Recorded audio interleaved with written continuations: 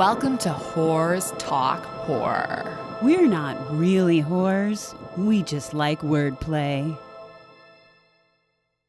Hello, I'm Sharon. I'm Melinda. For those of you listening for the first time, welcome. And if you're a return listener, or rather you heard our first episode and thought, well, maybe I'll give them another listen. What the hell? You hold a special place in our hearts. Thanks for coming back. And if you're new or old, thanks for being here and getting creepy with us. Also, this is our first time recording in an actual studio, so yay! The sound quality should sound much better than our intro episode and our first episode. Our presentations, maybe not so much, but we're working on it. We'll get there. Before we start with today's main conversation, I wanted to quickly revisit last week's talk about MidSommar, which, if you didn't already know, this is Ari Aster's follow-up to Hereditary, which came out last year. Both films are psychological horror classics as far as I'm concerned. And we wanted to share some fun facts that we found since seeing the film this week. So any movie we talk about, assume there's just going to be spoilers, specifically for Hereditary if you haven't seen that. Also MidSommar. Also, yeah, maybe everything else we talk about too. In terms of visual interpretation, first off, I have to see this movie again. It was so beautiful, but I guess Ari Aster was inspired a lot by Roman Polanski, specifically his movie Tess, which I think makes sense to me. Not to me, because I've never seen Tess, but I'll take your word for it. It is on Criterion, and I still have to get you my password so you can log in. But it has beautiful outdoor visuals. Got it. So that was really cool. But my inner film geek both squealed with joy and felt really stupid for not noticing this. Ari Aster, according to IMDb at least, said that the 1947 film Black Narcissus was a major visual influence in terms of the interior shots during MidSommar, the art direction, specifically the sleeping quarters where the folks stay over, all of the artwork on the wall. If you're not familiar with Black Narcissus, it's on Criterion, so you can stream it there. It's a movie starring Deborah Kerr. The short of it is that it's about some nuns who try to start a convent in the Himalayas, which sounds not like a great horror movie probably, but it's a horrifying, riveting, and haunting movie, slow burn suspense. Amazeballs.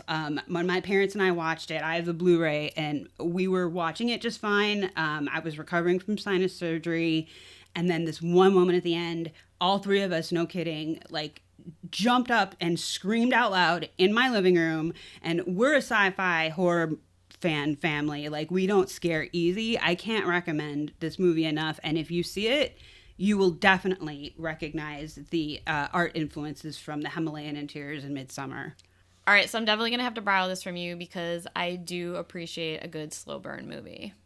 Then you will like Black Narcissus. I actually was loaned it because I was having sinus surgery, and my friends David and Edward thought, they're like, it's really great, just stick with it. And they didn't tell me it's a slow burn with a good fun jump at the end. Nice. One of the last pieces of info from IMDb that just cracked my shit up was that, according to Ari Aster, MidSommar was meant to be his first horror movie, since Hereditary was intended to be just a family drama.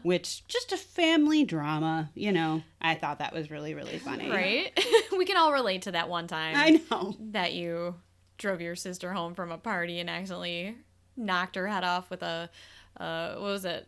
A pole. A street pole. Oh, fuck. And I actually just rewatched that movie the other day just because the spirit of things. And I noticed, because of shout out to last podcast on the left, they covered that film extensively. And I noticed something new about the pole she hits. But I'm not going to say what it is because you're going to know the movie again. I did listen to that episode as well, and they did really make me kind of reevaluate the movie, but I have not rewatched it since I listened to that episode, so that will definitely be something I have to do soon. Well, lucky for you, I have the Blu-ray DVD combo, so I could actually give you a copy. Of Hereditary? Yeah. Oh, I didn't know that you bought that. Oh my gosh, I bought it All right, well, I'm gonna 5 minutes after it ended. Thanks, Amazon. All right, I guess I'm going to have to start renting a lot of movies from you. But it's cool because I like that movie. I still notice, again, like this was just this week, I saw something that I hadn't noticed at all for the first time. And I've seen that movie like 4 times. So I have a feeling MidSommar's going to be the same. So finishing up with our trivia about MidSommar and Ari Aster, Sharon found an article on Cinema Blend. Thank you, Sharon, for pointing that out. You're welcome, Thank you. Which the actress Florence Pugh, who plays Danny, was interviewed and was discussing her take on the ending of the film specifically, and how she felt her character was reacting as opposed to what Aster had in mind, and we just thought this was really interesting. And so Pugh was quoted saying, "I thought it would be so interesting to have the love of her life in the building, and she's a kid looking at a firework. That's how I imagined it, saying, this is someone that's completely gone now. She doesn't realize what's going on, and she's just really happy the fire is going up. So when we shot it, that's what I was trying to get at. That's what made an ending possible for me. I don't think I would have supported Danny as much if she knew he was in there. I don't think anyone is that sinister. You're not going to watch your boyfriend cheat and be like, burn. I know Christian was a bit of a expletive." Wait, can I guess the expletive? Yeah. Bit of a cunt? Cock? I would have gone with dickbag, but Shithead? I do yeah. I think they all work. They all work. Anyway, sorry for But he was a bit of any one of those. Pick your own, your favorite. But I didn't want her to be evil at the end. While Aster stated, "I wouldn't agree with there ever being an iteration of the movie where she didn't know he was burning, but there were a lot of scenes that were cut and probably a few that helped illustrate that she was losing her grip on sanity, which hopefully you will see." Two more things, and I swear to God, we'll never ever talk about MidSommar ever again. It's so good. But originally, MidSommar received an NC-17 rating, and they're working on an extended cut of the film that will be at least 30 minutes longer. So I'm sure when it finally comes out on video, and video is how we refer to Blu-rays and DVDs because we're 80s kids, there will be an option for this in an extended cut. And yeah, I swear, Sharon's right. We're going to stop talking about this movie. But I just really want to quickly say, I don't know why I didn't bring this up sooner, but how do you feel about Pugh's reaction, like that statement? Because I thought, and I'm just sorry, spoiler alert, no, the statute of limitations, get over it. This is a horror podcast. I thought it was pretty clear she knew he was in there, and that's why he was almost even in there. Definitely. Which I thought it was interesting that she thought was like, oh no, I'm just a kid looking at fireworks. I didn't. Not that she. I mean, I don't know like what type of direction Ari Aster gave her. I mean, he might have said. It sounds like he kind of didn't totally. Yeah, he might have just been vague. He might have been vague, and you would think that if she read the entire script, she would have known that Christian was inside the building when it was burning. So. I just thought that was odd because I felt like it was very clear. Yeah, I agree. I also thought it was very, very clear that she knew. But then again, directors give their actors certain direction to use on how to react, and the cues that they give them don't necessarily match up to what's going on in the film. Sure. They were just trying to get that reaction, that, facial expression down, and he could have told her, pretend you're looking at fireworks. And that's what she tried to do, pretend you're a kid. And that's what she tried to do. And that was the reaction that he wanted, the one that she gave. And yeah, as far as her not knowing that her boyfriend was burning, I mean, I'm not going to say that she's lying in this article, so I have no idea. But if I were Danny, I would have no problem with it, honestly, because he was a jerk, and I don't know, a part of what I loved about this movie is that I felt like this was like the perfect angry breakup movie for those moments when like you are so upset, and everyone always has those moments where they just want to cry and throw things, and like I feel like this is kind of great for that because it gives you that like sick satisfaction of the end of being like, yeah, jerk. Yeah, but I've had some pretty fucked up boyfriends, and I've never wanted to burn anything. Well, no, but that's what I'm saying. Like, you don't have to. You can watch this movie and get the emotional satisfaction and just pretend, oh my God, that's Phil burning in there. Aww. So to switch gears slightly, if any of you out there, which I'm sure most of you are Wet Hot American Summer fans, there's a fantastic mashup trailer of Wet Hot American Summer and it's Wet Hot American MidSommar. We can post the links on Facebook and Twitter. It's on YouTube. If you just Google it, it is worth a watch. It's really funny. And yeah, we're big fans of Wet Hot American Summer as well. And also, as long as we're talking about horror movie mashups, this isn't so much of a mashup as a hilarious fake trailer that someone created using scenes from The Shining to make it look like a romantic comedy. And it's actually really quite brilliant. Their use of editing is, this was very, very creative. But I guess you can edit almost anything and add the song Salisbury Hill by Peter Gabriel, even a movie like a Serbian film, and probably make it look like a rom-com. So we can try and post a link to that too, or we will post a link to that too on Facebook and Twitter, so you can check those out because those are pretty funny. Or you can just go to YouTube and search The Shining romantic comedy to find that as well. Or as my mother would say, go to YouTube and Google.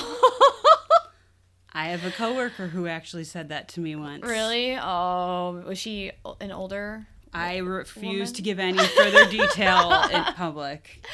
Old people in technology. It's so cute. I love it. And I'm not like a tech genius myself, so I can't make too much fun of them, but I actually think it would be pretty funny to have a podcast of just like old people talking about technology. Oh, actually, First episode, what the hell's a podcast? nobody steal that idea. We just came up with that. Yes, that's going to be our new idea. And my mom actually just asked me like 2 weeks ago. She's like, what exactly is a podcast? I'm like, oh, Mom, it's like an old-timey radio show, but it could be about anything. That's exactly how I explained it to my parents. And then my mom learned how to sync her iPad with they have a record player that has a Bluetooth connection. Oh, yeah. So she was like excited to listen. She was like really excited about listening to a podcast. But okay, we're going to close out Midsommar. Thank you, Ari Aster. The final takeaway here. If Aster considers Hereditary a family drama, then I'm actually utterly terrified and excited to see what he's going to do next. That's my takeaway. Yay. All right. No more Midsommar. We're done. Now we're going to get on to this week's discussion, which is going to be about horror movies we watched when we were kids.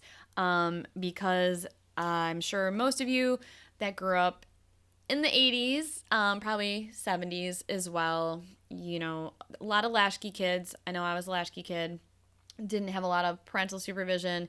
And when I did, I would say that usually my parents were divorced and my mom didn't really care too much about what I watched. So I was always famous for doing the channel switch where I would sit somewhat late at night close to the TV. And if I was in the basement and I heard my parents coming down and I was watching something that was on like Channel 9, like The Exorcist was showing it like really late on Channel 9 and somehow I was still awake, I'd switch the channel really quick back to like a cartoon or something. I'm not watching scrambled porn on Cinemax, I swear. Exactly. Just slasher flicks. It's so much better. So the first horror movie I remember watching as a kid, with my parents actually, was Friday the 13th, the original.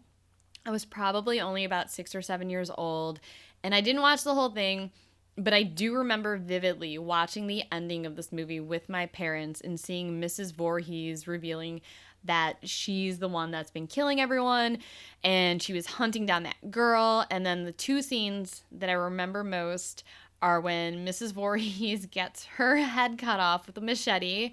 It was my first beheading. And then the girl who survives, oh my God, when she's sitting in the boat in the water and it's just all idyllic and peaceful. She made it. She survived. And then she's just kind of, you know, her fingertips are in the water. And then all of a sudden, this deformed Jason, this young child covered in seaweed and slime, jumps out of the water and pulls her in. And it scared the fucking shit out of me. Well, I think you're going to touch on this, but I was just going to say that I recently rewatched this movie, like a few months ago, maybe, just randomly. And the first thing I thought in that ending scene, even though I knew it was coming, was like, don't put your fucking hands in the water. What are you doing? And to this day, I still have a fear of like putting my fingers in the water if I'm on like a small boat or anything, because of that scene. So And like sharks. It's dangerous. Don't do it. I'm actually not scared of sharks. Although they're in like a lake. Right. Yeah, especially in the lakes, Mindy. I mean, still. sometimes sharks do swim up the Mississippi and do make it up here. But yeah, that's definitely not one of my fears. I'm more scared of all the fecal matter in Lake Michigan. But the first horror movie that I watched, that I remember watching at least all the way through, was Children of the Corn. Yeah. And I still think that movie is terrifying. I love rewatching it, and it just terrified me so much as a kid. And I watched it with my husband a couple years ago because he never saw it. He didn't really watch horror movies when he was a kid. So I have to show him everything that I've ever watched.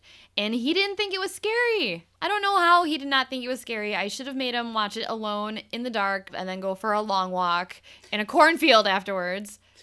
I watched that movie with my aunt when I was probably around 8 years old. She was 19, and I remember the actors that played Isaac and Malachi. They were so scary to look at. I mean, they didn't even have to say a word. They were like the creepiest motherfuckers. And then the scariest scene to this day that I still get nervous watching is when Peter Horton and Linda Hamilton, who play Bert and Vicky, they're driving in the car and they're going through all the corn and they can't get out of the corn. It's so frustrating. And then they accidentally hit that boy in the road. And so Bert puts a sheet over him. And then Bert goes into the corn to look for clues because he's like, something's not right here. Because he's a doctor and senses that the boy has already been dead for a while before they hit him. And because you always leave your wife alone in a car in the middle of nowhere in a cornfield. When there's a dead body that looks like foul play has happened. So the 80s. What are you going to do?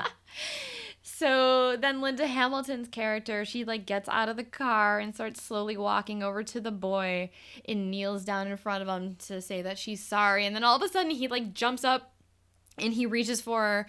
And to this day, that scene still makes me nervous when I watch it, even though I know what's going to happen. And of course, there's the opening scene with the children killing all the adults in the diner that is so haunting and just so disturbing, I should say. Not really haunting, but so disturbing. And it's actually kind of the reason why I'm obsessed with small-time diners, that and the Double R from Twin Peaks.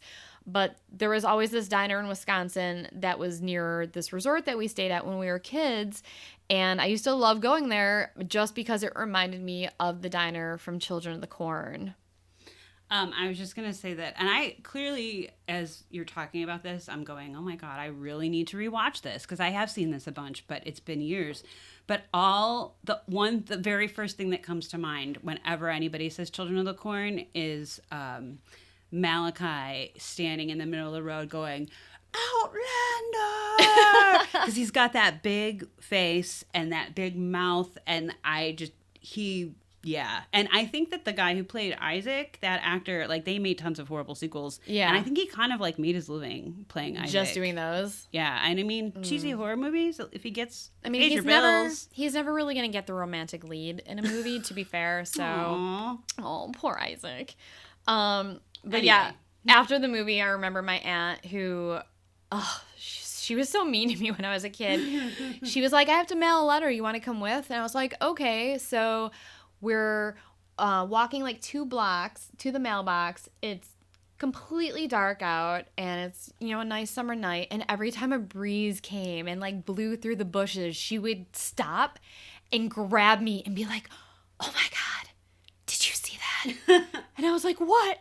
She's like, I think there's children in the bushes. I was like, oh my God, why are you terrorizing me? I'm 8 years old. Such a bitch. No, she's not. I love her. I love her because she actually introduced me to that movie, and she took me to go see The Lost Boys in the theater. R.I.P. Corey Haim. And then she also watched When a Stranger Calls, the original, with me. Nice. She showed me so many of my first horror movies as a kid, so I will always love her for that. And you did live in Minooka. And while. yes, and I lived Minooka, Illinois, for those of you who are not, because everyone knows Minooka, Illinois. Everyone knows Minooka, Illinois. But it's mostly a small town in the middle of nowhere. And it's basically just cornfields, so if you already have a fear of cornfields because of Children of the Corn, yeah. And if it actually does sound familiar to you, it's because Nick Offerman, if you're a fan of his, he actually grew up there. And as he joked in his book, Pedal Your Own Canoe, oh, you don't know where Minooka is? It's right next to Shanahan. And Mindy and I actually met him one time at a sci-fi fantasy book convention because he was asked to be the MC for some reason. And he was also there signing autographs of his book, Pedal Your Own Canoe. I was going to tell him that when I first moved out to Minooka, which is basically shopping strip malls and subdivisions in the middle of cornfields. So this just, like living out there for 7 years kind of furthered my fear of cornfields already, because I literally had cornfields right behind my subdivision. And when I would go for walks at night, like I could not help but walk past cornfields, and it was fucking terrifying. Yeah. But when I first moved out to Minooka, because my ex-husband actually bought a place out there, so I kind of had to live there, I didn't have a choice. So I was going to tell Nick Offerman that the first time I actually went out and saw Minooka that I cried because I was so upset that I was going to be living out in the middle of nowhere. But then after reading his book, Paddle Your Own Canoe, and knew how much he loved Minooka and still has family out there, I decided, okay, I'm not going to say that to him because it might offend him. However, I did not tell my husband I wasn't going to say that to him. So we're talking to Nick Offerman, and all of a sudden my husband brings up, oh, by the way, when my wife first moved to Minooka, she cried. And Nick Offerman looks at me in this stone cold Ron Swanson serious face and says, I cried when I left. I felt horrible. I felt like I was Leslie Knope, who just totally disappointed my boss, Ron Swanson. And now I think it's pretty funny, but I won't ever let my husband live that down. I don't think it's funny. He was totally dead serious, too, because he, I guess, does go back quite often to visit. But, yeah. I mean, I don't know if he was dead serious or if he was kind of playing a role. Well, I mean, he's a woodworking man, Yes. Ron Swanson. I almost said Nick Offerman. So I mean, I don't think he's at risk of getting taken over and murdered by a bunch of children that come out of the cornfield because he has like access to like wood cutting material. But that's true. like, It's true. so He can hold his own yeah, against that's a little bunch of different children for with him. machetes. He's got an advantage. I agree. I don't think I made him cry when he went home that night by Yeah, I know. by that comment, or I should say, I don't think Spencer made him cry. It was really funny though. But anyways, Moving on. So do you want to talk about some of your favorite movies that you watched as a kid? Sure. Well, I'm going to talk about the favorite movie. It's still one of my favorite movies. Is called The Haunting.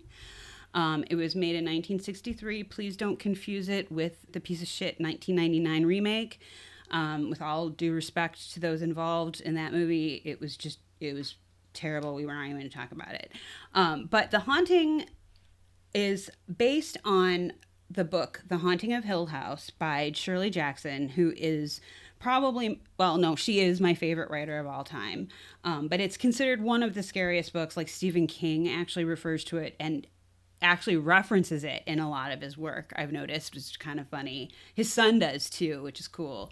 But literally, director Robert Wise read a review of Jackson's novel in Time magazine and just decided to get the rights to the novel without even reading it. He did, once he got the rights, he did obviously read the book and then later met with Jackson to talk about ideas for the film. And so I personally love it if you're going to adapt something, do it well. And this film, one of the reasons I love it is that it's one of the best adaptations, if not the best book to screen adaptation ever. But the way it got named is he asked her if she thought of other titles for the novel, because the title wouldn't work for the film. The studio thought it was too long. And she said the only other title she had considered was just The Haunting. So he was like, oh, okay, that works. I have been bitching for years about the fact that this movie is not on Criterion, because artistically, which I'm going to get to, is utterly brilliant. And in doing research for this week, I actually found out that Robert Wise had been on a contract with MGM and owed them one more film, so he brought them The Haunting, but they wanted him to do it on a lower budget, and he insisted that he needed a bigger budget. So in the end, he brought the project to MGM London, where they were able to give him a bigger budget, and decided to do to film a lot of it there. So that probably a friend of mine explained to me, like, oh, the Criterion thing is probably just like a rights issue, and he's probably right about that. Tell us about watching it as a kid, because that's what the topic's about. So I love this movie so much, clearly, that I could like go on for days. So when I was 3 years old and had built a blanket fort in our living room, which was right next to a decent sized TV. So I just remember like doing battle with like an X-Wing and like the Millennium Falcon. And then and my mom had the night before put in a tape and set the VCR, as we would do back in the old days. This is like early 80s. And she taped the Channel 9 late night movie. So she, while I was playing, she's like, I'm going to watch my movie from last night. And I'm like, okay.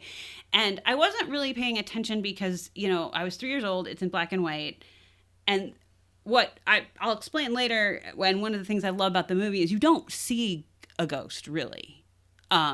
So I think my mom put it on with that in mind, because she was like, oh, it's not like she's going to look up and like see a demon on screen, but it's so expertly done and so creepy that like I was playing in my tent and then I was like, what's happening out there? And I just remember kind of poking my head out and watching it. And then like from midway on, I just sat and watched the whole movie, but didn't pick up on a lot of the subtleties, obviously, because I was like 3, but I was like, this is kind of weird. Ghosts? What? So how old were you when you like were old enough to rewatch it and understand it? Oh, we almost broke that tape. I watched that movie continuously over and over my whole life. And so instead of like Barney, you were like, The Haunting. And yeah, Forbidden Planet and Dark Crystal. Nice. On rotation, sometimes back to back. Nice. And actually, I think I was in college and I rewatched it, The Haunting, because then obviously as the years went on, we got a VHS copy, like a real one, not just like a crappy taped version that like you'd have to fast forward through the commercials for. Yeah. And now I'm so glad I have it, because I don't think they make it anymore, a DVD that has a commentary from all of the cast and crew before anybody passed away.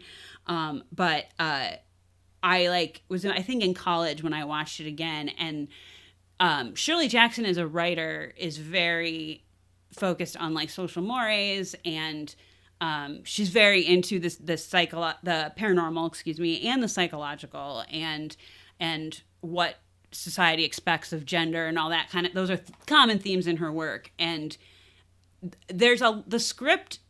What's funny is I actually had a big thing written down to talk about the script, because the script initially, the guy who wrote it, Nelson Giddings, wanted to do, and this is in the 60s, he wanted to do, and I'm not getting spoilery with this because I want you guys to actually watch the 1963 version, but this one character, the main character, is the home film, we're not sure if she's losing her mind or if it's paranormal or both.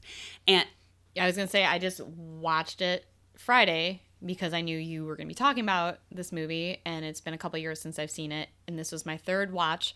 And I definitely appreciated it, because I like this movie, but I'm definitely not like a big of a fan of this movie as you are. I definitely appreciated it the most out of this watch. And you're totally right. Like the whole time I'm like, is she going crazy or are there ghosts? It is so like, you're like, no, she's crazy. No, it's ghosts. No, she's fucking crazy. No, it's ghosts. You know, so it's like, yeah. And I will have to say, as good of a performance as Julie Harris gives, her character just kind of annoyed the shit out of me. So I was actually going to talk about that because what's funny is that she, not too long before she passed away, may she rest in peace, she actually... Take care of Corey Haim, Julie Harris. And River Phoenix. She always said that her one regret is she wishes she could go back and play Eleanor even weirder because she thought that Eleanor, like, visually should have been like more marmy and like goofy looking. Marmy? You know, like, what is it, like school marmy? Isn't that? Isn't that the phrase?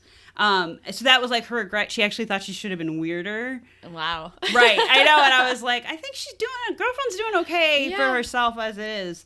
But the script was originally going to do the whole it's Eleanor's just crazy, and the reveal at the end was going to so in the 60s they were already thinking about doing the same stupid plot line. The reveal at the end would be that they were all in a mental hospital and it was all in Nell's head. But because Robert Wise actually sat down, that's why he's such a good director, because he respects this source material, and sat down with Shirley Jackson and talked with her about like her inspiration for the book and all that. Like, Nelson Giddings presented this first draft, and they were both just like, nope. Like, and her reaction was, it's just a movie about a scary haunted house. Like, she really... So she's not crazy. Or is she? In the book, it's even more unclear. So what are some of our other favorite horror movies that we watched as children, Mindy? Pet Semetary, I think we watched at every sleepover. We watched that I'll reserve from saying names to protect the innocent, but we watched that at a mutual friend's house in the basement, her basement, in the dark, like 4th or 5th grade, maybe? I think it was 6th grade. And that movie terrified us. I also read the book around the same time, which is also really terrifying, but I was so scared of Zelda, the sister. And then she just was, because she was all sickly and gross and horrified. And there's this really scary part where she's like hiding in this corner and has a scary voice. And I remember like I would not watch that, any scenes with her. I would look away. And then finally my mom was like, all right, I want to watch this movie, because I wouldn't shut up about it. And I'll never forget, I was like just outside the room where my mom was watching it during like the first time we see Zelda, like listening to see what her reaction would be. And my mom goes, Melinda, you know that's a man, right? And I was like, what? And it was a man who played Zelda, I found out years later. And it's actually, I've seen pictures since, and I've been like, oh, yeah, that's actually really obvious. And now, but like, I didn't know. I was like, what, 10, 11? I don't know. I remember I had a crush on Pascal. Well, he was funny, and he was helpful. The dead guy with the head injury who was missing like half his skull. With a giant gash. Yeah. I think pieces of flesh hanging. Yeah. I had a crush on him in fucking 6th grade. He was funny. I liked that character. I don't know what that says about me, but I think you had good taste. So I remember watching Psycho 2 and 3. I don't. As a kid. Really? I remember watching that at my cousin Danny's house. Nightmare on Elm Street for sure. Oh, that'll be another story for another time, but we are big Freddy Krueger fans. Absolutely.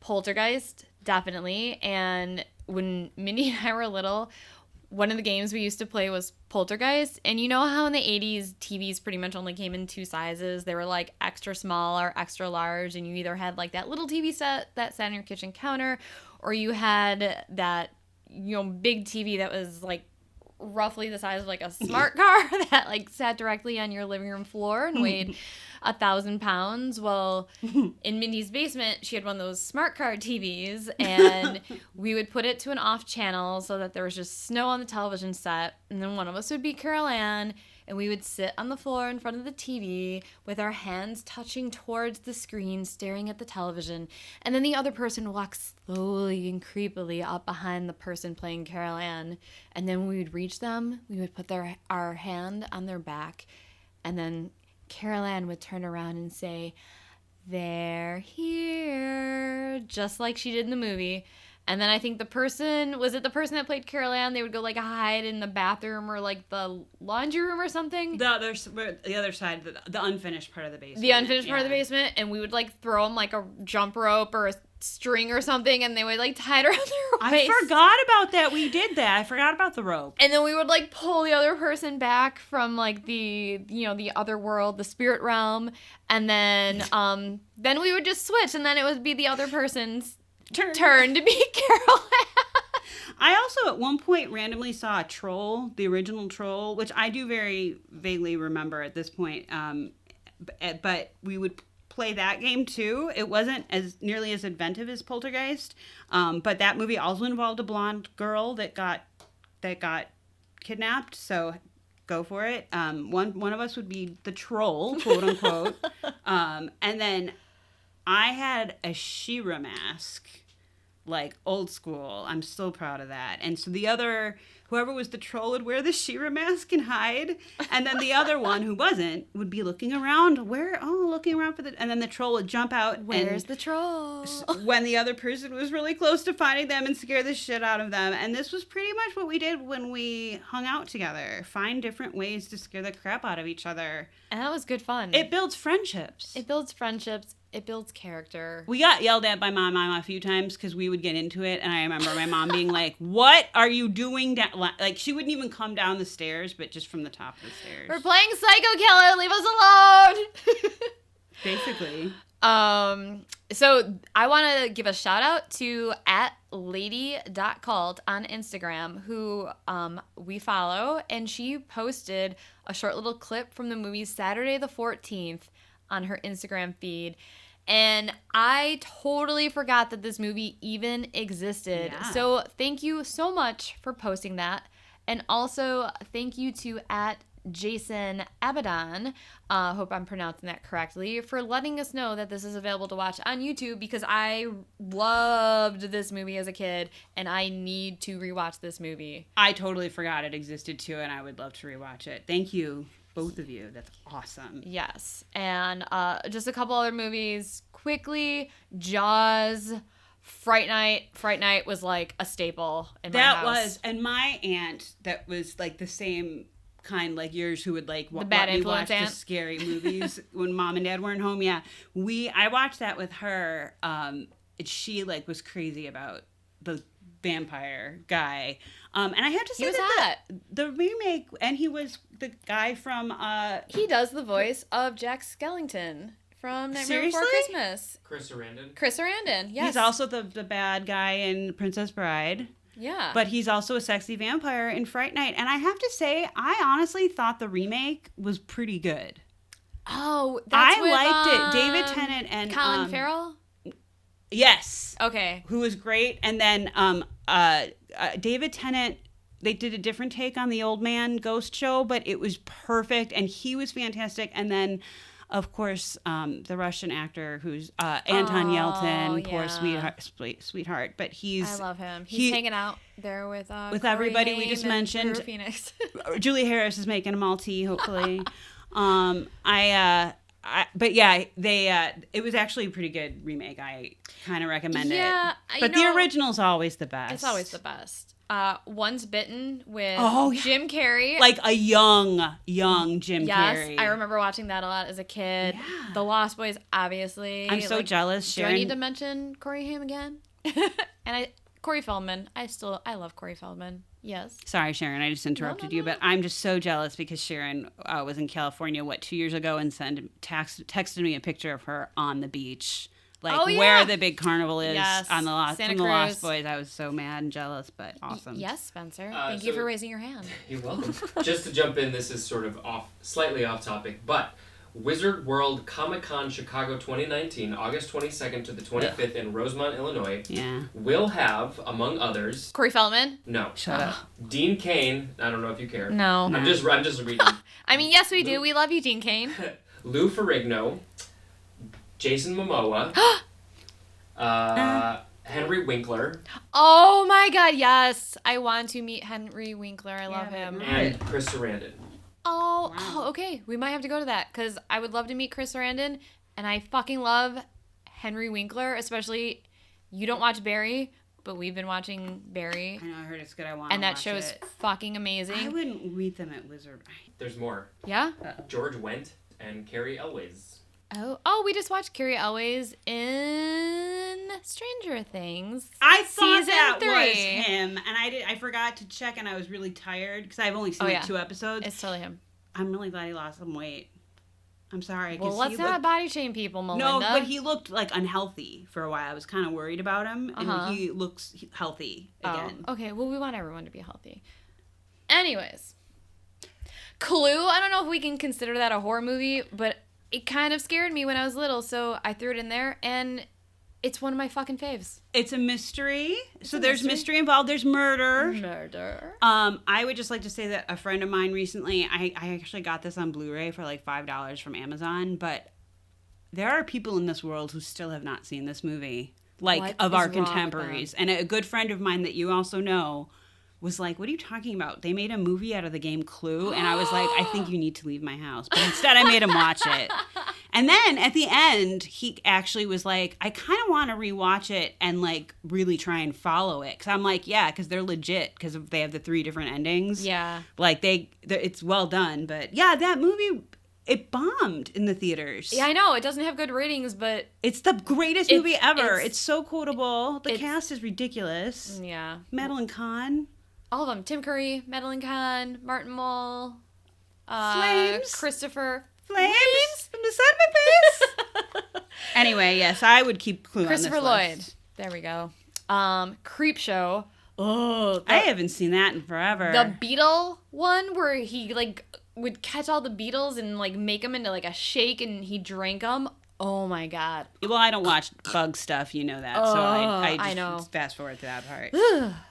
But yeah, that was a good one. And then there was like the Ted Danson one, and then there was the one with the thing that lived under the stairs. I remember really liking that as a child. Little Shop of Horrors. Aww. Suddenly Seymour. I know. I used to have that cassette and listen to it all the time, and still kind of know all the words. It's kind of scary. Yeah. Gremlins, obviously. Classic. Silver Bullet. Oh God, Corey why did you go so soon? I liked this movie so much. I love Silver Bullet. I haven't seen it in a long time. And the werewolf is played by... I don't remember. Melinda. Come on. I didn't play him. I know you. I don't remember. Big Ed. Shut up. You don't remember that? I'm IMDbing it. Not that I don't believe you. Oh my God. Wow. I cannot... He and Nadine are in People Under the Stairs, right? Yeah. Him and Nadine are in The People Under the Stairs. And Everett McGill plays the werewolf. And he is Big Ed. Twin Peaks is our favorite TV show ever. So what do you the know? fact that There Melinda he does is. not fucking know this, because she knows everything. Well, to be fair, I've seen Silver Bullet like maybe twice, and it was when I was little. So I only remember bits and pieces. When I first started watching Twin Peaks when I was 12 years old, I was like, that's the werewolf. See, I didn't even even then I didn't even recognize him as being from Silver Bullet. I always had a hard time separating him from the werewolf from Silver Bullet. Interesting. Yeah. Monster Squad, which... Did you watch that as a kid? Because I honestly didn't watch that until just a few years ago. Just once, but it was fun, and I liked the cast. And then the last one, The Gate. I've not seen this. The Gate's good. It's really good, actually. And it holds up, because I saw it as a kid once, barely remembered it, and then we rewatched it maybe last year for Halloween, and we both, Spencer and I both really liked it. You know what I just noticed is not on this list? What? But we're talking about childhood movies that we we saw, and I'm not thinking of me. I was thinking of about someone Antichrist? Was that what you were gonna say? How did you know? No, but my friend Andy would sneak watch Suspiria when he was little. He saw it when it was really little, and I didn't see that movie till like you showed me like 4 years ago. But like that's. I can't even imagine what a 3-year-old's brain would have thought having seen that. No. I guess that explains a lot. I'm just kidding. Love just you. Kidding. So I think that is about it. We hope you enjoyed our talk on childhood horror movies. And join us next week when we are going to have some ghost stories, which I'm really, really excited about because we had a ghost story sent in to us from a listener, and I think it's really good. I also have a personal ghost story that kind of piggybacks on that one. So send us your ghost stories or scary stories or any other weird or creepy shit that you would like to share with us. You can email us at whorestalkhorror@gmail.com. You can also follow us on Instagram and Facebook at whorestalkhorror, and we're also on Twitter, and you can find us at our Twitter handle at whoresHorror. So we're all over social, baby. Yeah, we don't love it, but we're there. But if you join us, we'll love it, and it'll be more fun that way. Absolutely. So come hit us up on social. Hit us up all the on channels, social media. or on email if you're one of those who doesn't like to get into the social stuff. Exactly. And thanks for listening, and thanks for getting creepy with us. Goodbye. Bye.